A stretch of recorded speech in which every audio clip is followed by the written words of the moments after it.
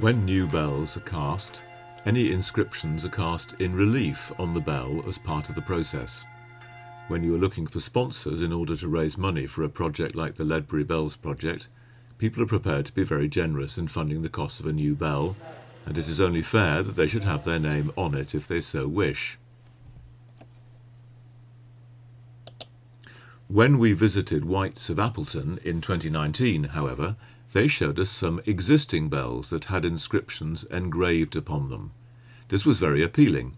It meant that we could look for significant sponsorship for bells that already existed, in return for an inscription agreed with the donor. 3 donors, in one case a family, came forward to offer sponsorship of the refurbishment of a bell. We offered the option of an engraved inscription, which was warmly welcomed.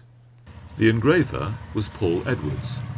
He is either the only person doing such work on bells in this country, or else one of a very small number. Circumstances prevented him from being able to engrave the bells before their return to the tower. He kindly agreed to do this work in situ in the bell chamber, and so the 4 bells to be engraved were raised from the frame and put on cradles at a height suitable for Paul's work.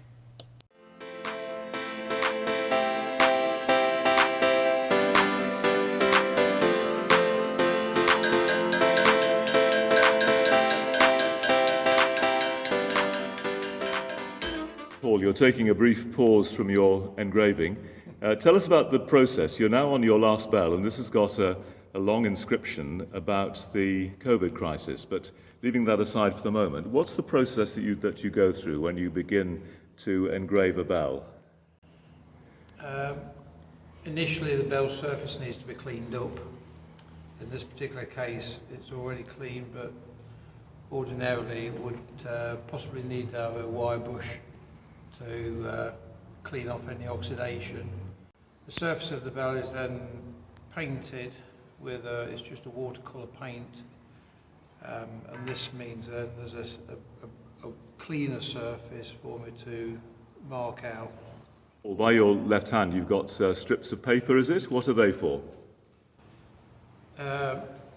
Before I actually mark anything out, I'll draw the lettering out first on some tracing paper, like that. So you can see here is who have sustained, which is the next line actually. The centre line is marked on the bell, which is down there. This piece of paper is then folded in half to find the exact centre. The centre is then laid over the centre like that, and then the lettering, I can see exactly how it's going to look before I've even marked anything out. Paul, the next step must be transferring the lettering to the painted background. How does that take place? Well, once the artwork has been laid out on a strip like this, we use a bit of carbon paper. This obviously has been very well used now.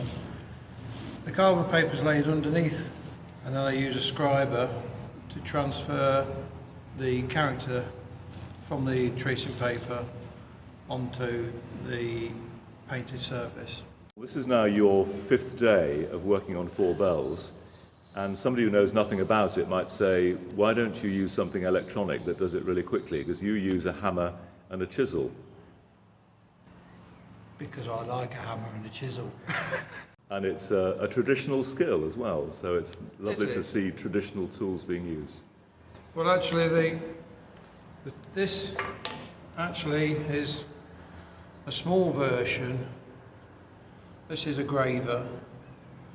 This hasn't changed in probably 1,000 years, or even more than that. The lettering at the moment looks really bright and shiny. Will it always be like that? That depends largely on the humidity in the tower. I mean, it is just a bare surface of metal, so any oxidation which will occur will be determined by the humidity that's the environment that it's in. Paul, we're relaxing over a beer on the night before your last day with us, and you're on the last of 4 bells and a very long inscription. Are you pleased with the way it's all gone, firstly? Very pleased, yes. The overall, all 4 bells have been pretty good. One was a challenge, but I managed to sort it out in the end. Well, what are some of the challenges you might face while you're doing a particular inscription? Trying to find a straight line.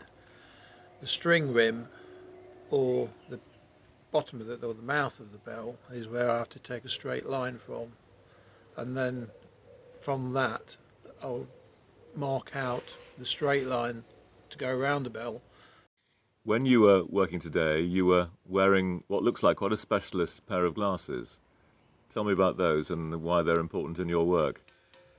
They are magnifying glasses, which are not very many of them left. They're very old, and I have remanufactured them. They are, I would say, at least 60, 70 years old in principle. If I scratch them or break them, then I've had it. I'll have to retire. Paul, as long as you don't make a spelling mistake tomorrow on your last bell, I have to say I will be delighted with the work you've done. So thank you very much for a really good end to our project. It's the last bit of work on our bells. Well, mistakes actually are, they're very easy to overcome. You don't make them. That's a good answer.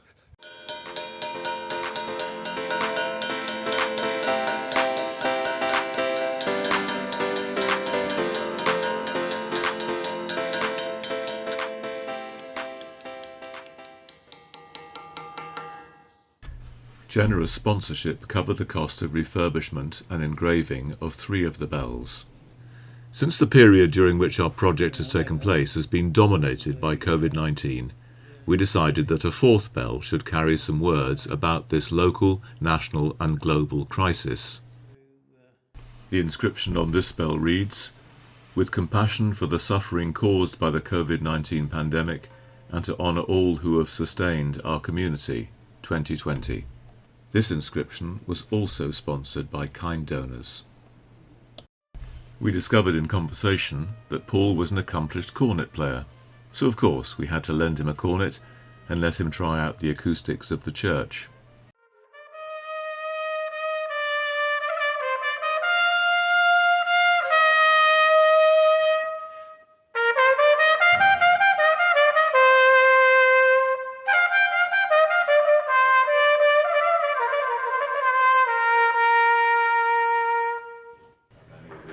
Although he has engraved many bells, he has never learned to ring. He could not leave, therefore, without having a brief lesson on our new training bell.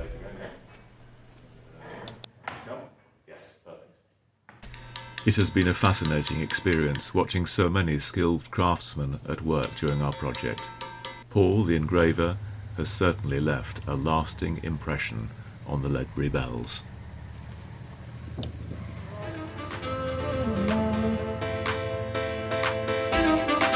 Thank you.